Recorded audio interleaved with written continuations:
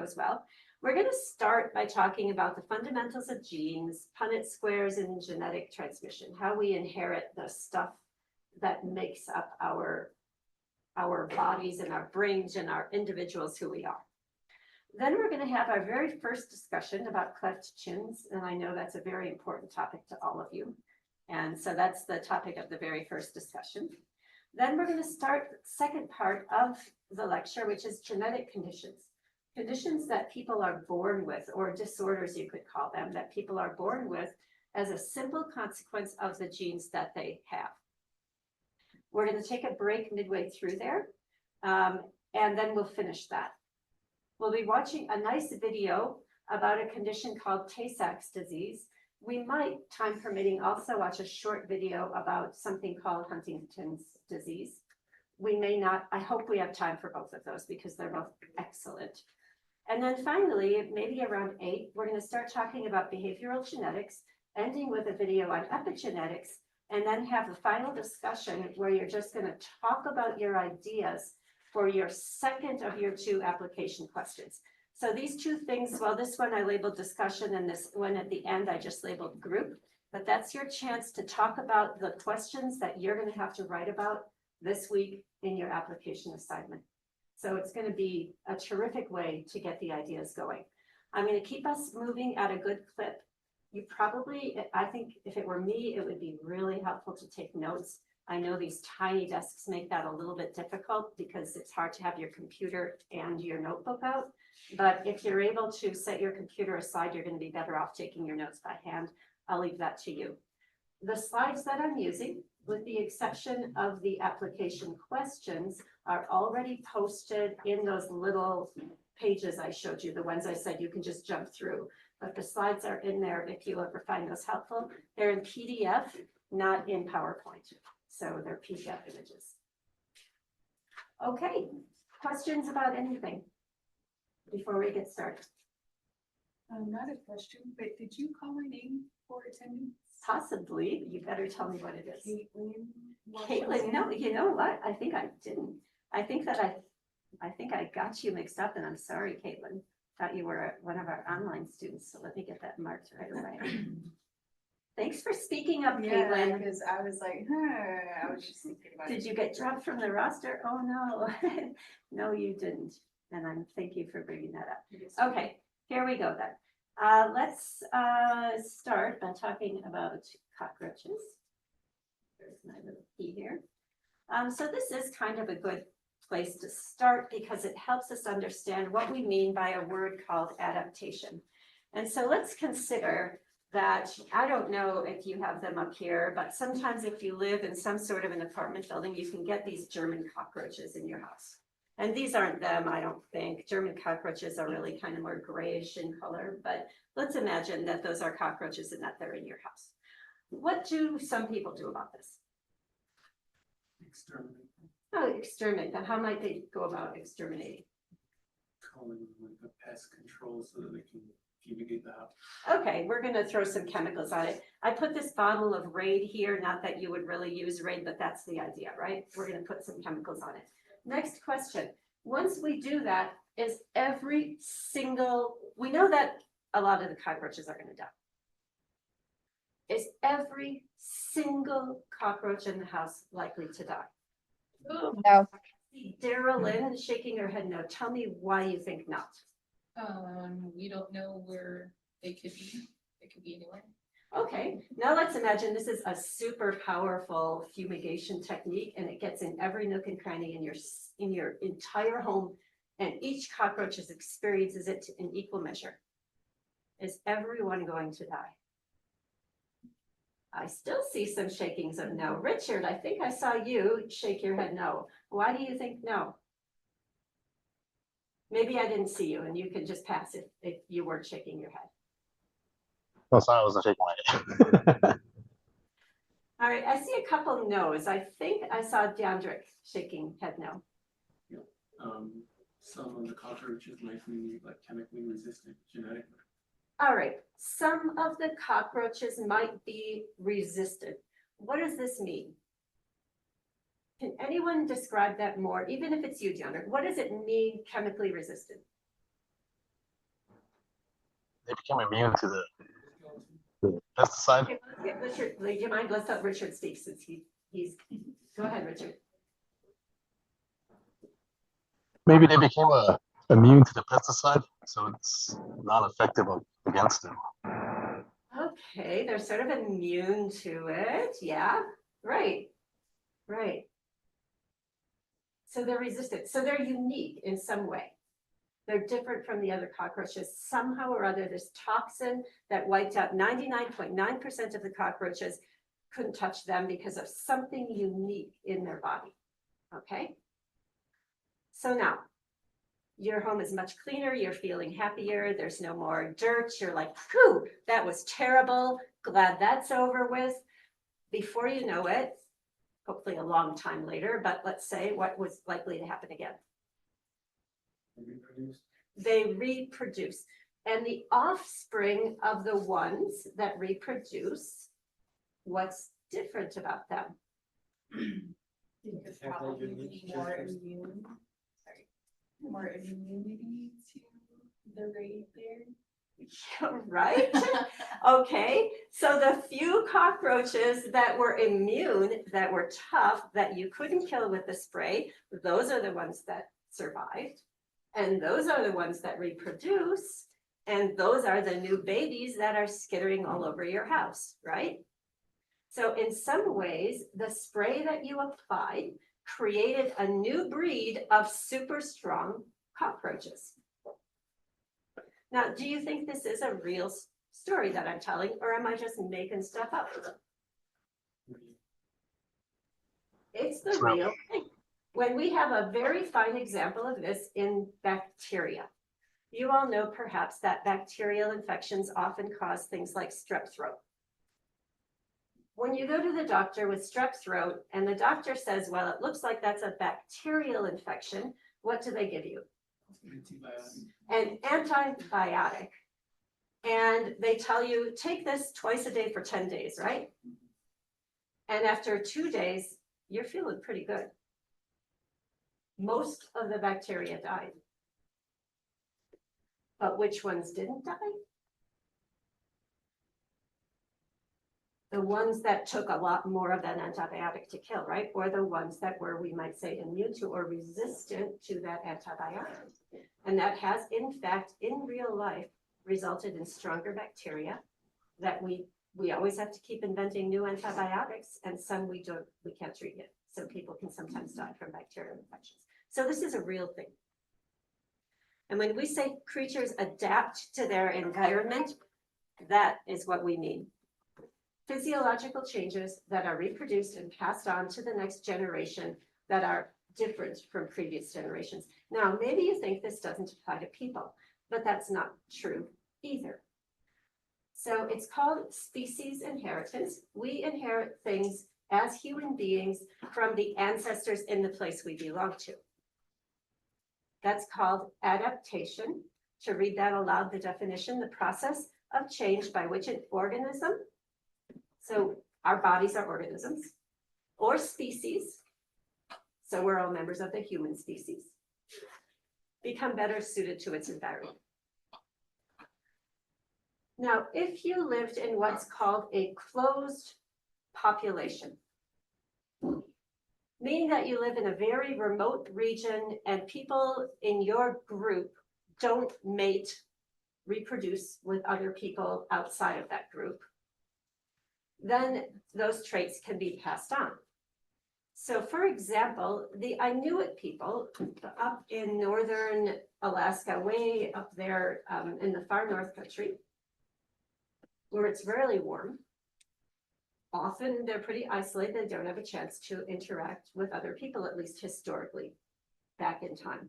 And so what happened? Well, the Inuit people who were stronger survived. The Inuit people who were weaker didn't survive. In order to survive in a very, very cold place, there are some bodily features that can help. For example, if a person has a compact body, that is a small, like a shorter in stature figure with less skin surface exposed, they can stay warmer. and they're more likely to survive. Maybe they have different blood flow patterns such that the blood flows in a stronger way to the extremities, so their hands and feet don't freeze. The internal organs of the ones who survive, maybe there is a layer of fat insulation around those internal organs to protect those internal organs from the extreme cold. And their metabolic rate is increased. They actually turn food into energy at a different rate. And all of these are physiological adaptations or changes in the human body as a consequence of the environment. So that's species inheritance. So what happens? The particular genes that lead to traits like these ones we just identified, these traits, those are the ones that survive. The people who were tall and thin with a lot of surface area exposed, the people who didn't have protective fat around their internal organs, or who metabolized food differently, or whose blood didn't flow well to their extremities, those people maybe didn't make it long enough to reproduce. So the stronger traits were passed on and helped the species to survive. So there are many other examples. You can imagine, in fact, the opposite could be true. People who live in a closed population in a very hot, dry area, well, if people who live in a cold area need compact bodies with not much surface area, what kind of bodies do people who lived in a closed population in a very hot, dry area need? Think about that. It's actually on your quiz. What could happen in that closed population to help them to adapt? And so that's the idea of species inheritance. Now we also know, and we're more familiar with individual inheritance.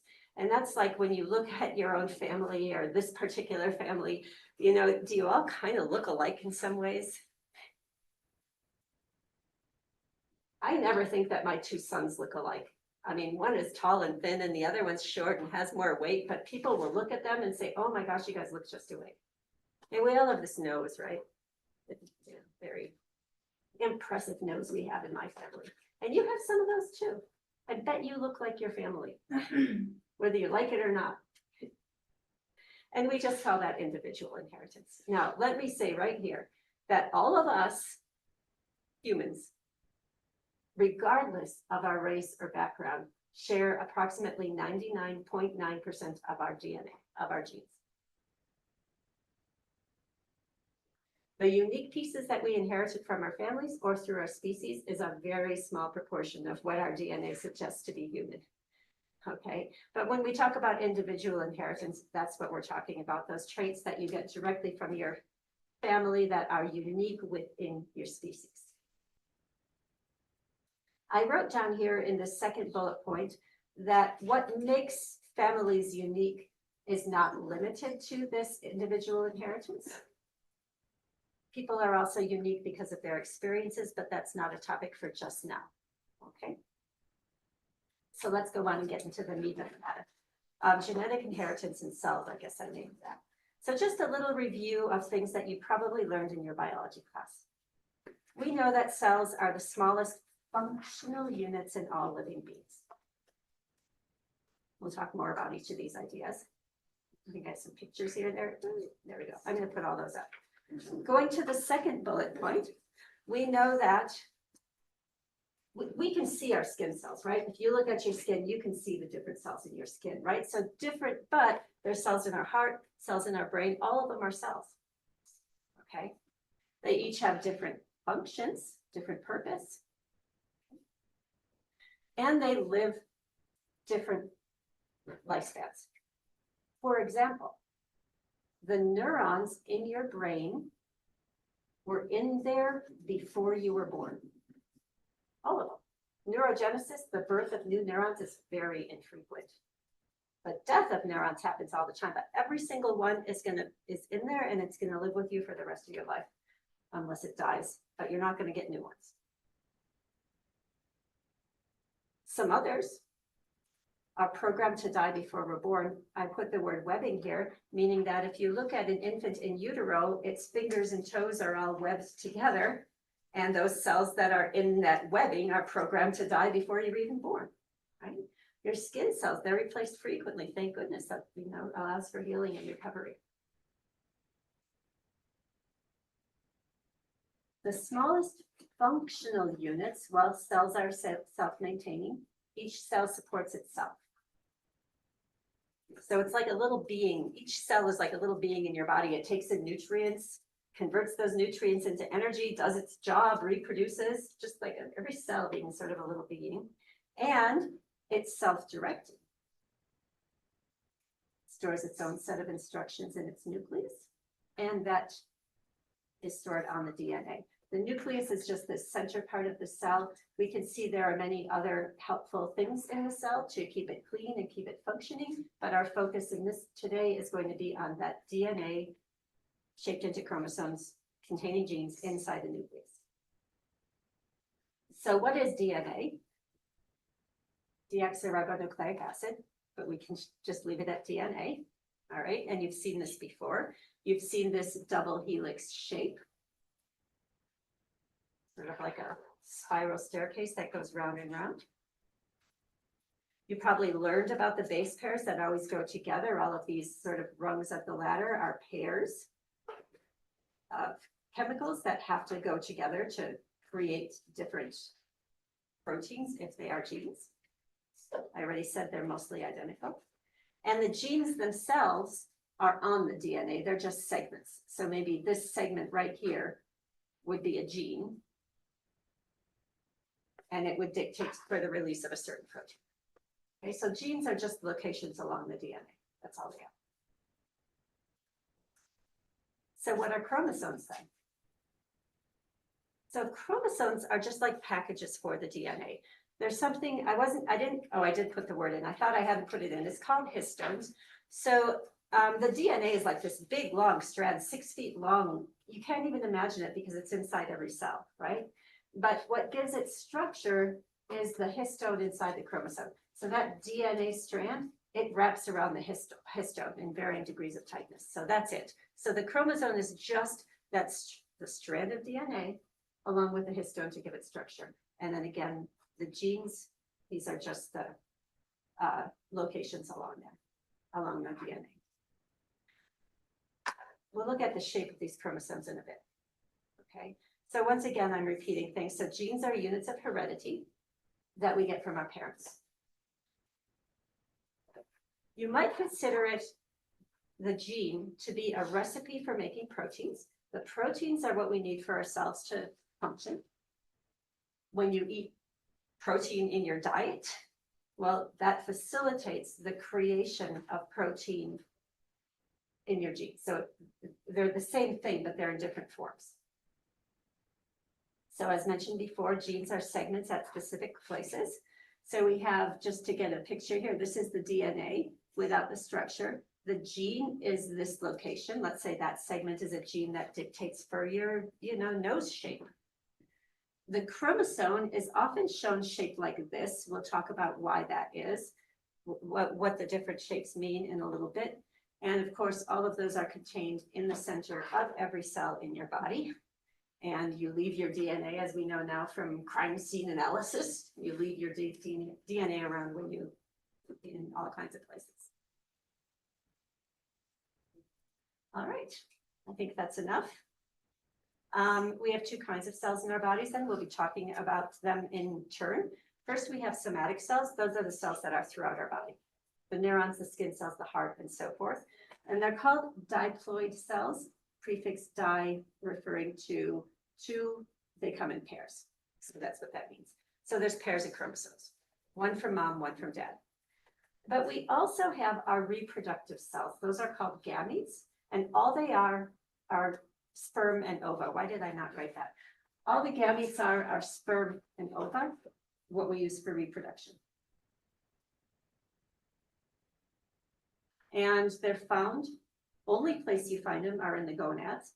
And by the gonads, we mean the testes, which is where the sperm are produced. and the ovaries, which are where the eggs or ova are produced. Okay. And inside our gametes or our reproductive cells, we only have 23 individual chromosomes. They don't come in pairs. Why? Because for a new being, we need to have one from mom and one from dad.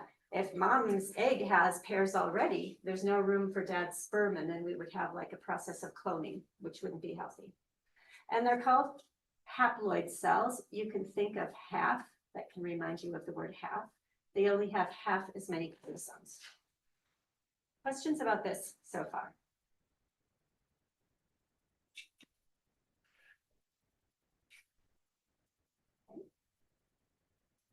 So let's look a little bit at what we call a karyotype.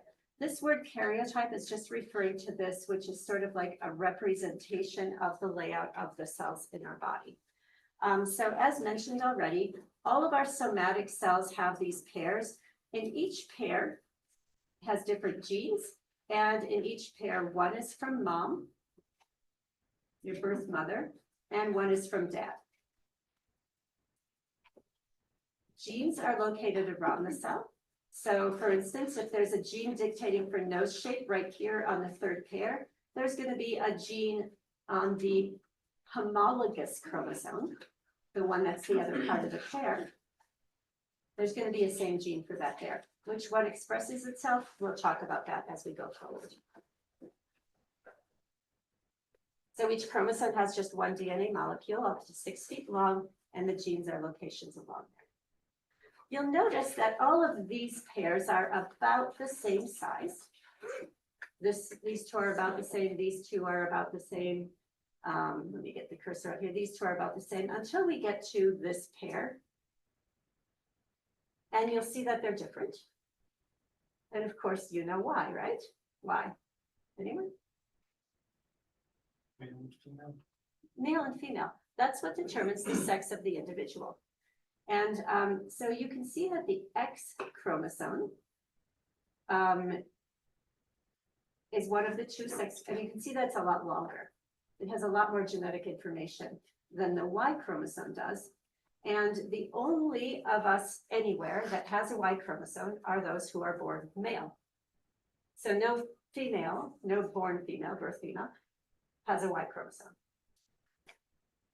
What this means, interestingly, is that the Y chromosome in any male in this room is, barring any mutation, is exactly the same as the Y chromosome in this father. Isn't that interesting? Sometimes there's mutations. Because where else are you going to get a Y chromosome? You can't get it from your mom.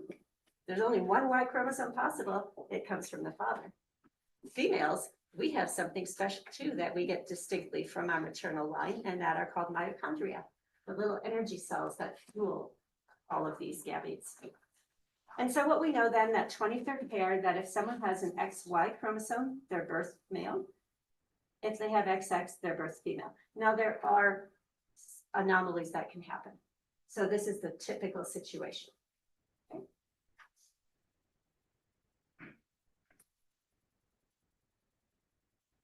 Autosomes is a word you might see. I don't think your book is using it, but it's just these pairs of the same shaped, the same size chromosomes. So how do those somatic cells reproduce? Maybe reminding you of a word that you knew long ago, mitosis. You can remember this word maybe with that little word two in the middle. One cell into two.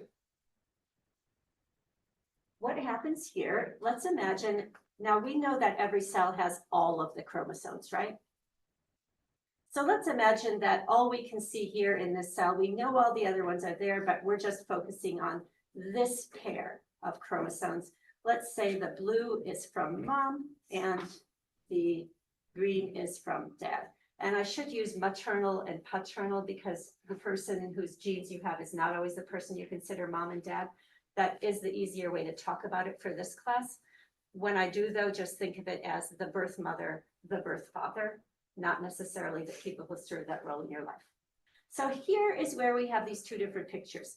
We have these where the cells, where the chromosomes look like lines or worms, right? And we have this where the chromosome looks like X's.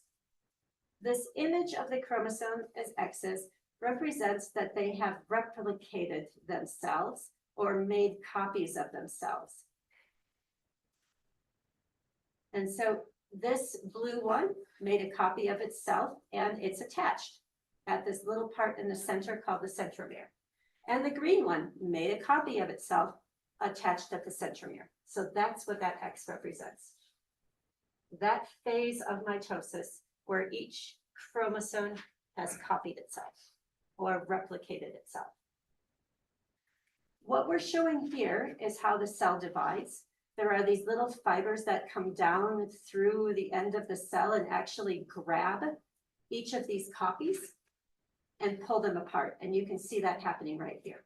So you can see these fibers now have successfully pulled apart these chromosomes so that each copy now has its own cell. And finally, we have two separate cells. And that is the process of mitosis. Does that seem to make sense to you guys, how the cell divides? It gets important when you think about genetic impact. I'm gonna, get on a few people here. Cheyenne, is that sort of making sense from your perspective, or are there any questions?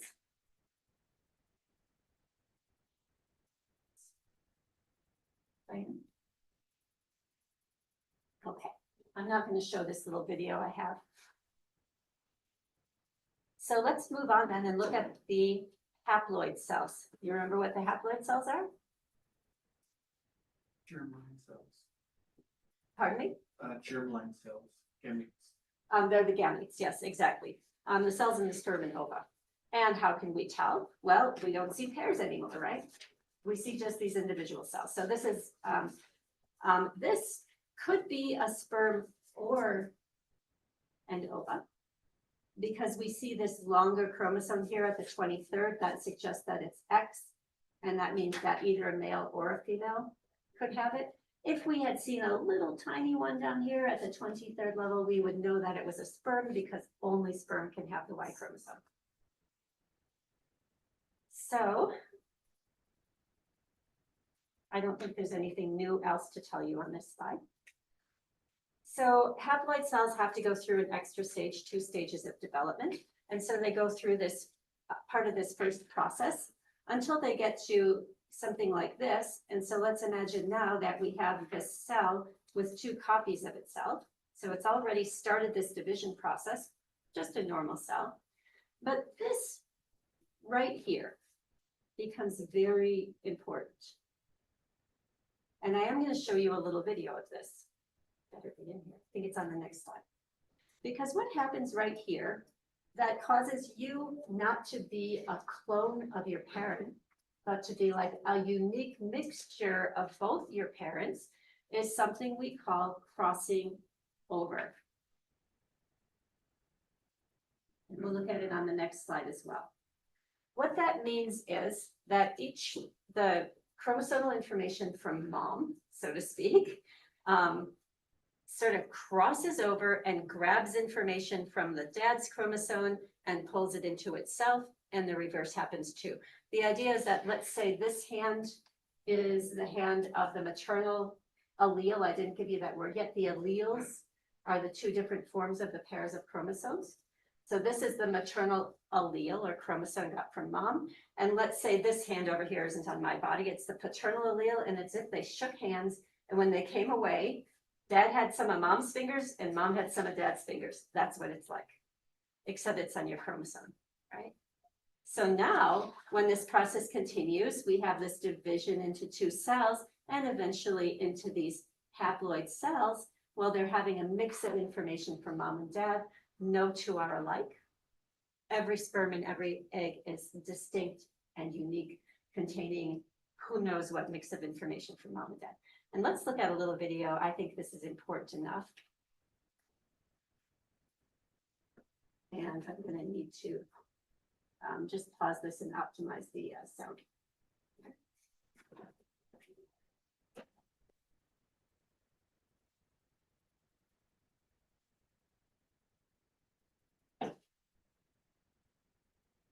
Are known as gametes.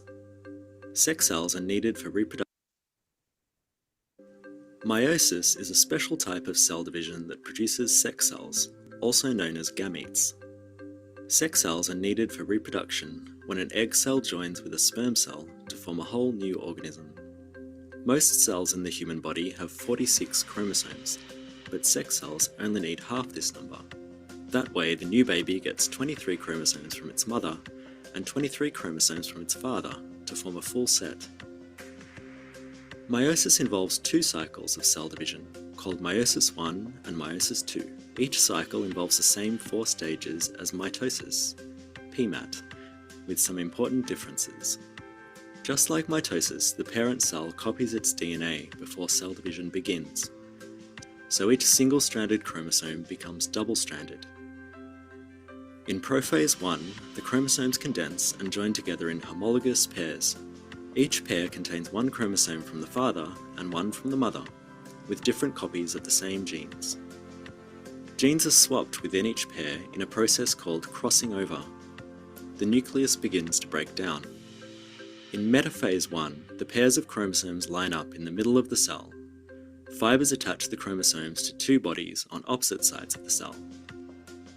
In anaphase I, the fibers separate the pairs by pulling them apart. In telophase I, 2 nuclei form, and then the cell splits into 2 cells, each with 23 double-stranded chromosomes. In meiosis II, each cell will divide again to form 4 cells with 23 single-stranded chromosomes. In prophase II, the chromosomes condense and the nucleus breaks down. In metaphase II, the chromosomes line up in the middle of the cell. In anaphase II, fibers pull single-stranded chromosomes apart. And in telophase II, nuclei form, and finally, the cells divide. The 4 sex cells produced by meiosis are genetically different to each other and to the original cell. This genetic variety helps explain why siblings can look and behave so differently from one another. Okay, and I spent time last night looking at a bunch of different videos of crossing over, and that's not actually the one I chose, but I want to go back then and show you the point that I'd like you to take away. The point where they're demonstrating crossing over is kind of understated here. And it's where you saw those little dots appear. A red dot appear on the, I looked at too many videos here. Let me see here. Chromosomes line up in the middle of the Right cell. here. Do you see the red dot on the blue chromosome and the blue dot on the red? That's representing crossing over. That's not the demonstration that I intended to show you, because more often it's represented in something that looks more like this.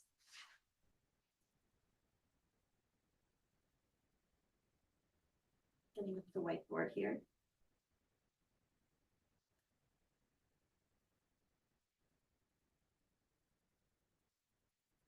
So if we have this red chromosome, let's make it thicker. So here we have this red chromosome. And here we have this blue chromosome, one from each parent. The crossing over is usually represented as something more like this.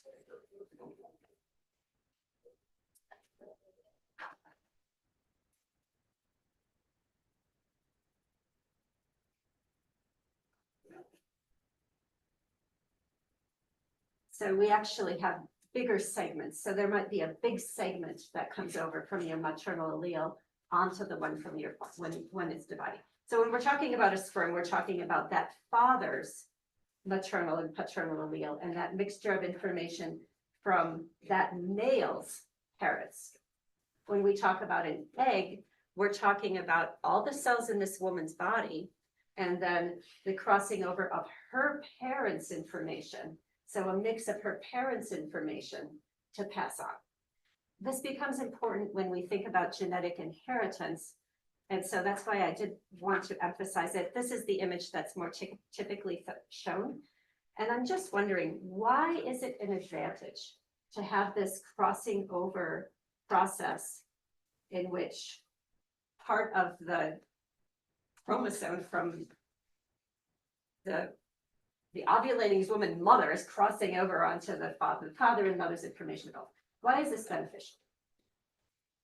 Can you throw something forward for us, Hope? It would randomize the information they have. Oh, that's a beautiful way of saying it. It randomizes the information so that everyone is unique. What are the risks if every one of us was exact clones of every other one of us? Big stagnation and potential genetic defects. Oh, beautifully stated. So first off, you said stagnation. What do you mean? I assume you're talking about something related to adaptation that might be better in your own voice. If all of us were clones of each other, then as a population, we'd be less likely to survive.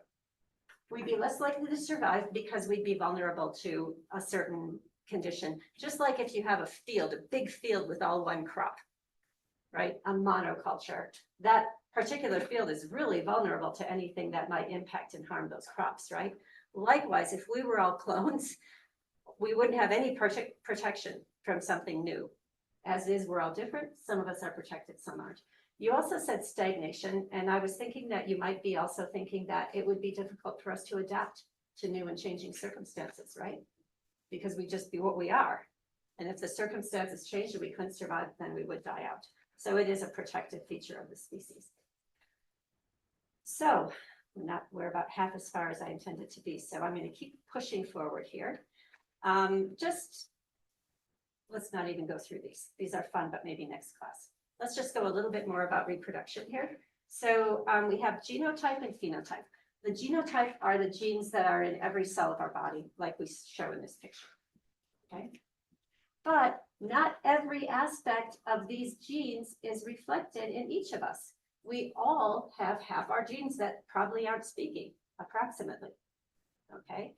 That creates our phenotype. That is what is being expressed in our living body, okay? So think of those two differences. Our genotype, the genes, the messages for what to create, the potential for creation, and the phenotype being what actually manifests in the human, in the body, in any organism's body. So let me get my cursor back here. Yeah, there we go. All right, so moving forward then, I hope, here's the arrow. So here we go. I thought I put the word allele in here. So allele is a word you should know. All it refers to is one of the two chromosomes in the pair. They have to be homologous. That is, they have to be dictating for the same trait. So like if these two both belong to the third pair, then they're homologous, okay? If this one belongs to the third and that one belongs to the fourth, they're different. And you can see that they each have genetic information, and there's a couple of words you should know here. Homozygous. So homo means they're the same. And you can see that each on this pair of chromosomes, A matches A. The gene for A is also blue on both. The gene for B is blue on both. C is both red. D is both green. These are homozygous, meaning this individual got the same information from both parents. Heterozygous alleles mean that an individual got different information from each parent. In this case, we have a dominant gene represented by a capital letter here on this allele, and on this allele, represented by a small gene, we have small letter, we have a recessive gene. So this person, they're going to have different expression depending on what is dominant.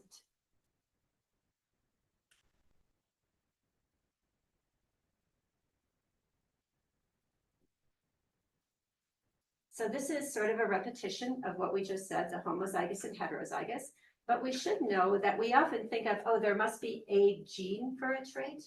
Very few traits have just one gene. Most traits have, they're called polygenic, and a lot of genes contribute to them. Like my nose coming out like this, that's not just one gene sitting there. That's a lot of genes coming together. So we have a mix in the representation of my nose, a mix from all of those different genes. Here is just an example of homozygous and heterozygous. These two are identical, so they're homozygous. These two are identical, so they're homozygous, but here we have little letter standing for recessive. We'll talk more about that. Here we have big letter standing for dominant.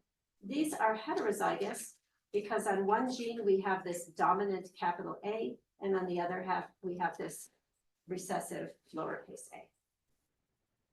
So now this is interesting. What these are some of the approximately 200 traits that we know are linked to just one gene. One location on the strand of DNA. Tongue rolling, can you do it? Some people can't. Is there anyone who can't do it? I can't do it. You can't do it. All right. So being able to do it is a dominant trait. In order for you to not be able to roll your tongue, you must have inherited a recessive trait from your mom and a recessive trait from your dad. Now, does that mean that her mom and dad can't roll their tongues? Not necessarily. Because they could have a dominant gene expressing itself and just a little recessive one being carried. Free earlobe, we're going to look at this one in a little while. Some people have an earlobe that's really tightly attached and some have one that's loose. Fold your hands. Just do it the natural way. What thumb is on top? Left on top is dominant, apparently. Right on top is recessive. Hitchhiker's thumb. Some people have a very bent thumb like this one. Straight thumb is dominant. Widow's peak, that kind of hairline where like, you know, kind of the Dracula hairline that you might see when someone puts their bangs up. That peak is dominant. So sort of the idea of that. So what do we mean by dominant and recessive? Dominant just means that if you have a dominant gene, it will be expressed. So if you got a dominant gene for, let's say, this bump on the nose, got it from dad, even if mom sent down a nice straight nose, if that gene is recessive, I'm going to have the dominant nose. I'm going to have this bump on the nose, right? Whatever gene is dominant is the one that's expressed. We often look at these in two ways. We look at them on what we call the Punnett squares, and we can look at these kind of flowcharts of inheritance. So let me just see what else I wrote on here. We have an uppercase letter for dominant genes. Recessive genes, we use a lowercase letter, and no one can express the trait unless both parents passed it on. So now just to look for a moment at a Punnett square, let's show what these look like on the whiteboard, because we're going to use them a lot in here. So a Punnett square, I'm asking you actually to use it in the first discussion that you're going to have. So let's just see what it looks like. So it's just a, you know, like, do you ever play Foursquare when you were a kid in school? Like that. Okay. So each one of these squares represents the potential children. The maternal, I'm just writing mom here, representing birth mother. The maternal allele is on one end, and the paternal is on the other end. And so we're looking at, in the pair, in the homologous pair that comes from dad, what's the situation? So let's say we're talking about tongue rolling. Let's talk about your parents here, right? All right. And let's say dad can tongue roll. And let's use a capital T for the ability to tongue roll, dominant, and the lowercase t for the recessive trait of no tongue rolling. If dad can tongue roll, we know that no matter what, on one of his alleles, he must have a dominant gene. Okay. And so let's say dad can tongue roll. Let's say mom, what do you want? Do you want your mom to be able to tongue roll or not? No. Okay, mom can't tongue roll. So the only way that can happen is if she has the recessive gene here and the recessive gene here.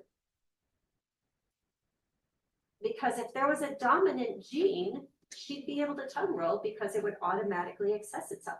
It's called an autosomatic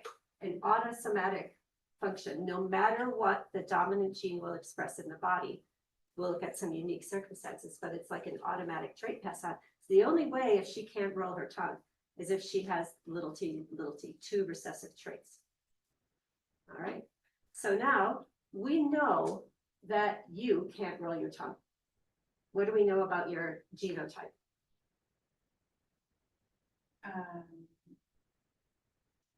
Recessive. It's recessive, so you must have this genotype, right?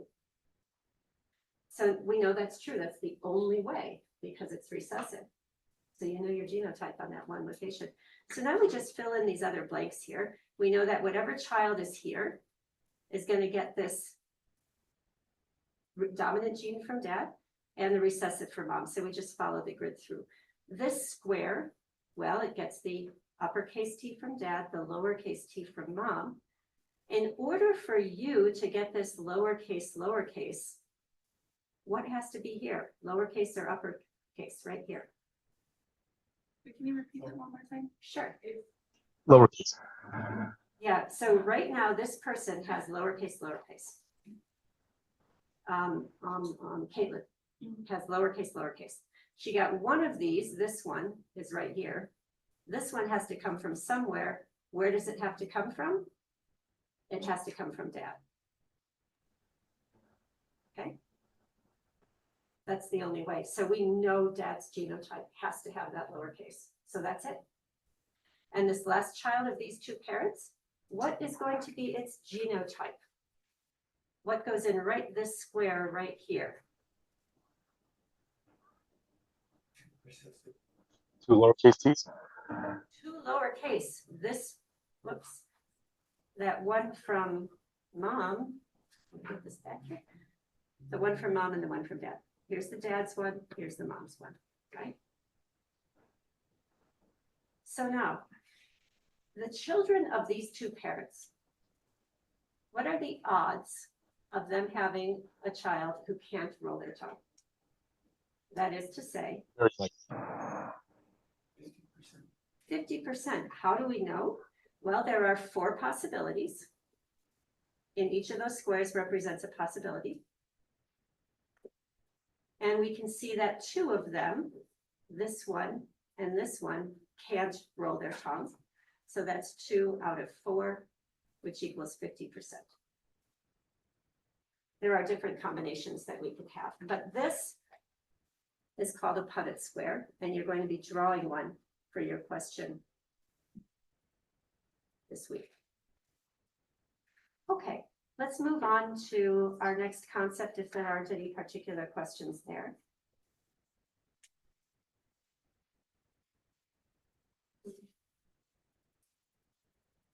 Down to our Punnett squares.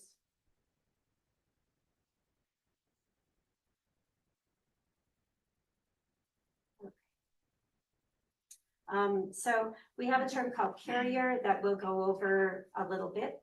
It means that a person has the gene, but it's not expressed. In the example that we just gave, the dad had TT. He was a carrier for that lowercase t.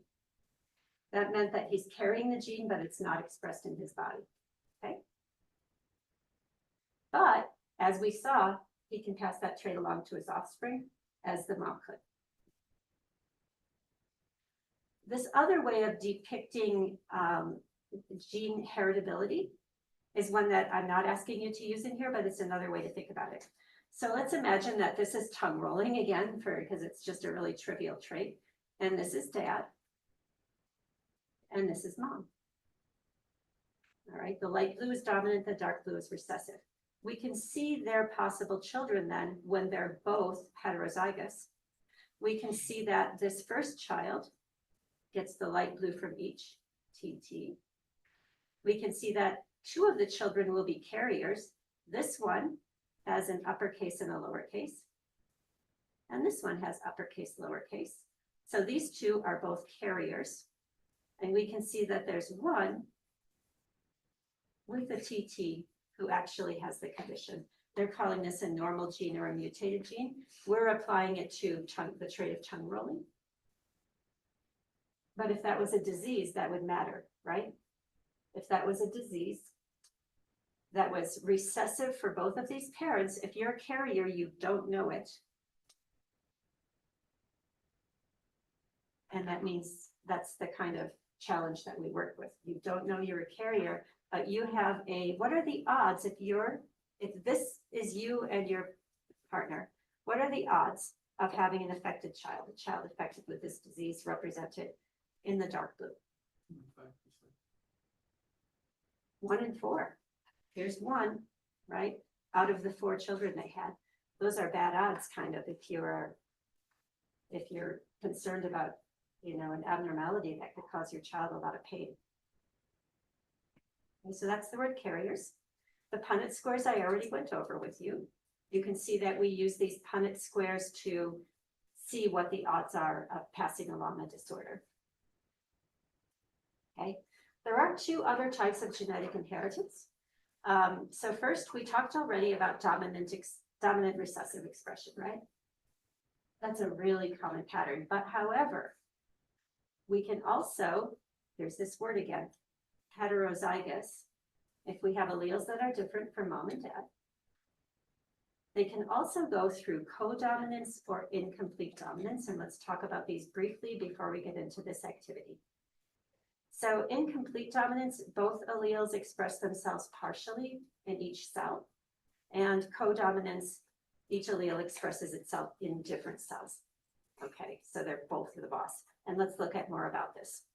So incomplete dominance, I don't think I'm fading anything in here. Incomplete dominance is something like this. If you have a white allele and a homologous red allele, you're going to get some combination of those 2 in the offspring. So the flowers will be varying degrees of pink. Likewise, skin, lighter skin combined with darker skin, usually you get some mix of those 2. It can be more toward the darker or more toward the lighter, but it's going to be a mix because of incomplete dominance. Now, things like skin color, hair color, those are polygenic traits as well, meaning that it's on many gene pairs represented. So the extent to which it's the incomplete dominance pattern shows up depends on the extent to which the number of genes that are heterozygous. And then we usually use on the Punnett square, we often represent it this way with that uppercase symbol. Because they're not recessive dominant, we can't use uppercase and lowercase anymore, so we usually use this little superscript to represent it. And then in codominance, both traits are expressed. So they're not sharing anymore. They're kind of duking it out. They both want to be the boss. They're not going to compromise, right? And so, you can see in this case, the white, the genes for white took over those cells and the red took over these cells, and you can see what's going on there. And that's true, for example, in our bodies of our blood type. Okay, there are a number of blood types, but we can see that A is codominant with B. And so if you get AB, that means some of your blood cells are type A and some of your blood cells are type B. This person who has AO, because A is dominant over O, this person will have type A blood, even though they have that recessive O gene floating around in there. Okay, that was a big mouthful. That's about all we're covering. Calico cats are a fun topic, but let's move on so we have enough time. I'm not going to read through this summary. This is the activity that I'll demonstrate for you that you're going to be working with, and you're going to sit with your group for maybe 5 to 10 minutes and go through this example that is going to be your first assignment. So this is my modeling of that assignment for you. So I'm giving you conditions like this. Assume that earlobe attachment, you can see pictures of it here, is a single gene trait, which it appears to be, with free earlobe is dominant. You guys, does anyone in here have the recessive variety, the attached?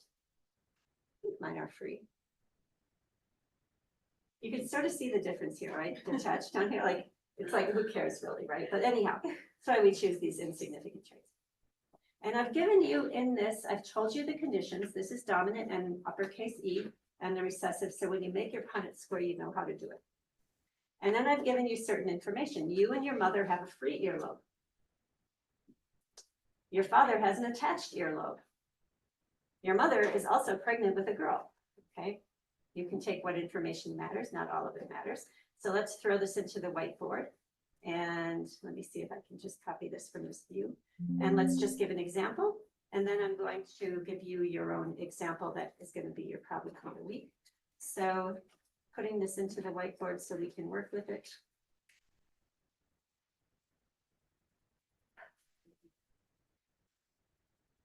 Okay, here we go. So the task says, draw a Punnett square to determine the following. Let me make it big here for a second. Your mother's genotype, your father's genotype, your genotype, and the odds that your baby sister will have a free earlobe. Okay, so this is going to be a challenge. So let's see if we can work through at least a part of this together. So let's draw our Punnett square and see if we can start to parse out the information we have. Let's put mom up on top. Let's put dad over on the side. We already know that the key information, the free earlobe, is dominant.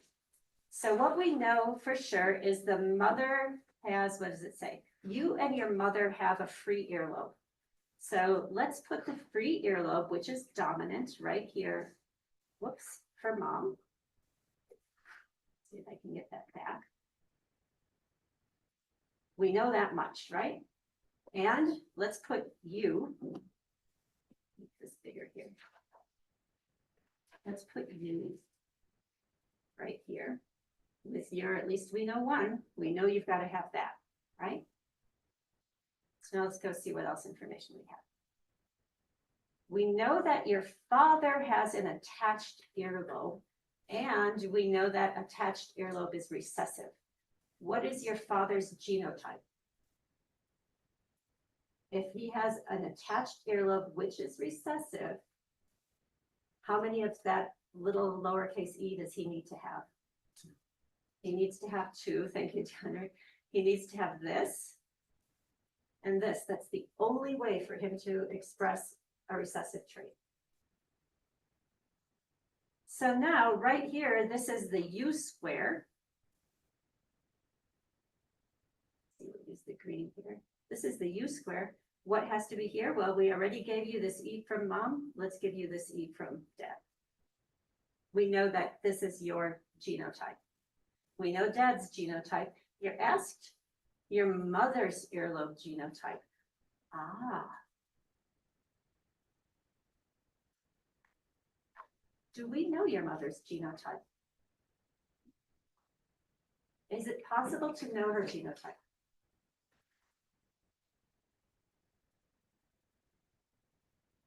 You know one of her parents' genotype? If we had more information. But with the information we have, we can rule one genotype out, but we can't rule anything in. What genotype can we rule out? We know that she has the dominant trait. So we know that she has to have at least one uppercase E, right? We know that she cannot have this, because then she would have an attached earlobe, right? Okay. We can't know what this is. This could be E, or it could be E. So now you might be wondering, how am I to answer this question? So I'm going to just illustrate the level of detail that I think it's going to be good for you to get into. So in this problem, you might answer it something like this. It's first asked, what is your father's earlobe genotype? And we might say something like this. Father's genotype. What did we say? EE. But now it says explain. Because he has an attached earlobe. I'm going to get it a little bit different view here. Because he has an attached earlobe, which is a recessive trait requiring 2 alleles, 2 recessive alleles. So now we've answered that first question well. Let's go to the second, which was, what is Oh, 2 was your father. Number 1 was your mother. So let's go back up here and put some numbers on these and let's push this down to number 2. And we might say mother's genotype is either EE or EE. We don't know the second allele because we have no information about offspring, other offspring, or parents. All right. Next question says, what is your genotype? And I'll write your, I guess. Your genotype is EE. We know this because because you have the dominant trait, uppercase E, and the only allele you could get from your father is recessive, lowercase e. All right, see how we're explaining along the way? So what about this baby sister? What are her odds of having each trait? Let's go back to the Punnett square because we have 2 different conditions going on. So we'll have to fill out the Punnett square twice because we don't know whether mom has EE or EE. So let's imagine in this first example that mom has 2 dominant. In this case, we would have EE, EE, and EE. In every case, 100%, the baby sister has the dominant trait, right?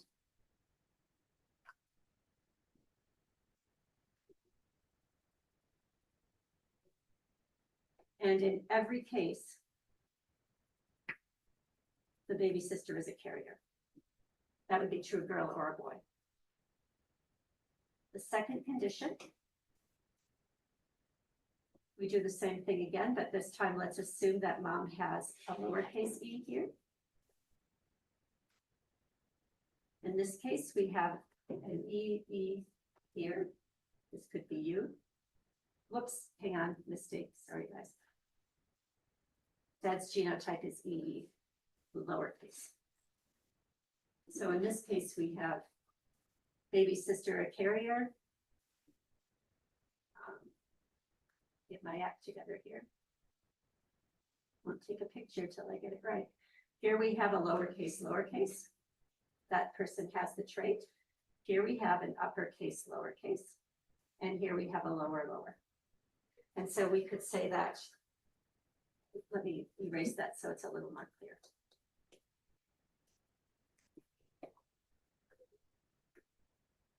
And so with that Punnett square, we could show that there's a 50% chance that the baby sister will have the trait, but be a carrier for the recessive.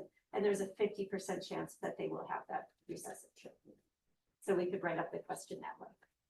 Does this clear to you what you need to do for the answer when you submit your work? Okay, what we're going to do next is I'm going to show you your question and leave it up on the screen for a bit. This is the question that's going to be your assignment.